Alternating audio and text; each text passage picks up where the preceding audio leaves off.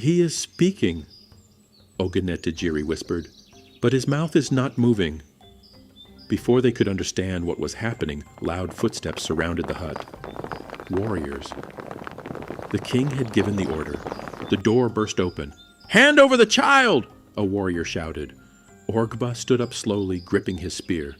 "No one touches my son." The warrior stepped forward, but suddenly the baby's glowing eyes burned brighter. A powerful force burst from the child like an invisible storm. The warriors were thrown backward across the hut. Dust filled the air. Orgba grabbed Ogenetejiri's hand. "Run!" They ran out of the village as the alarm drums began to beat loudly behind them. Warriors chased them through the dark paths of the village. Arrows flew past them. Spears struck the ground near their feet. But each time the warriors came close, the child's strange power pushed them back.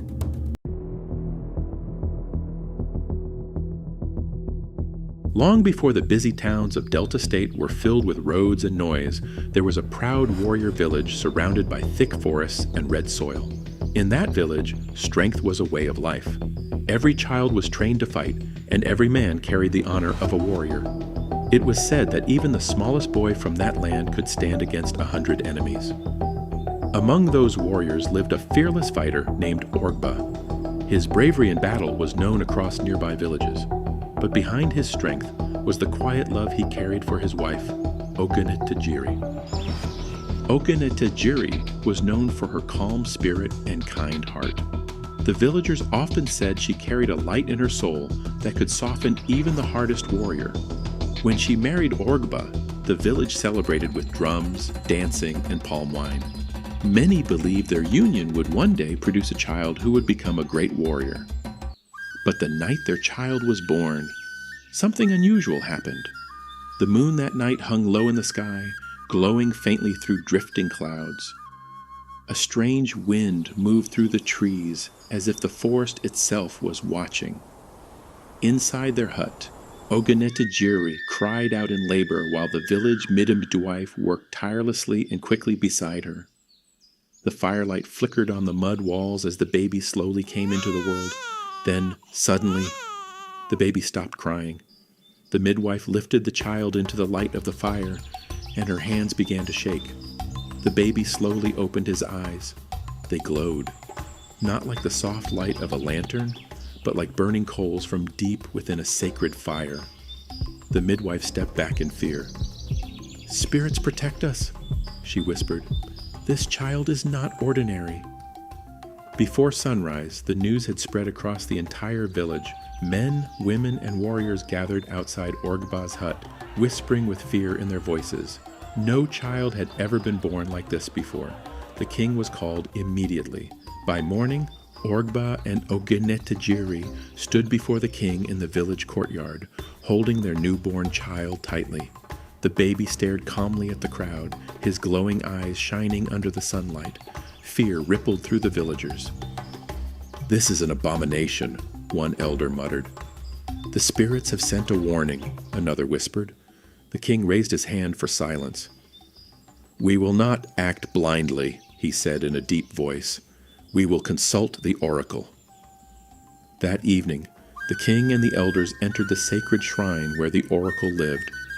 Smoke from burning herbs filled the air as the old woman sat quietly before the sacred bowl. Slowly, she fell into a trance. Moments passed in silence. Then, suddenly, her body began to tremble. "I see flames," she whispered. "I see blood. I see war coming to this village." The elders leaned closer in fear. The oracle's voice grew deeper. At the center of it all, "I see the boy." Her eyes suddenly opened wide. "This child is mysterious," she declared. "He carries power that no ordinary human should possess." The king's face hardened. "If the child brings war," he said slowly, "then the child must not live." Outside the shrine, warriors were already preparing, but inside their hut, something even stranger happened. As Ogenetejiri held her baby close, a soft voice suddenly echoed inside her mind. "Mother, do not be afraid." She froze. Orgba looked at her in confusion. What is it? Before she could answer, the same voice entered his mind. Father, they're coming to take me. Orgba's heart pounded. They both stared down at the baby. His glowing eyes blinked slowly. He is speaking, Ogenetejiri whispered, but his mouth is not moving. Before they could understand what was happening, loud footsteps surrounded the hut. Warriors. The king had given the order. The door burst open. Hand over the child! A warrior shouted. Orgba stood up slowly, gripping his spear. No one touches my son. The warrior stepped forward, but suddenly the baby's glowing eyes burned brighter. A powerful force burst from the child like an invisible storm. The warriors were thrown backward across the hut. Dust filled the air. Orgba grabbed Ogenetejiri's hand. Run! They ran out of the village as the alarm drums began to beat loudly behind them. Warriors chased them through the dark paths of the village. Arrows flew past them. Spears struck the ground near their feet. But each time the warriors came close, the child's strange power pushed them back. Finally, Orgba and Ogenetejiri reached the edge of the great forest. Without stopping, they disappeared into the darkness of the trees. The warriors stopped at the forest entrance. None of them dared to follow, because everyone in the village knew one thing. The forest belonged to spirits. And now, the boy with demon eyes had vanished into it. To be continued. Like, subscribe, and share so our team can bring you part 2, which will be even more intense and mysterious. But what waited for them in the forest was far more terrifying than the village they escaped. Subscribe now, or you'll miss what happens next.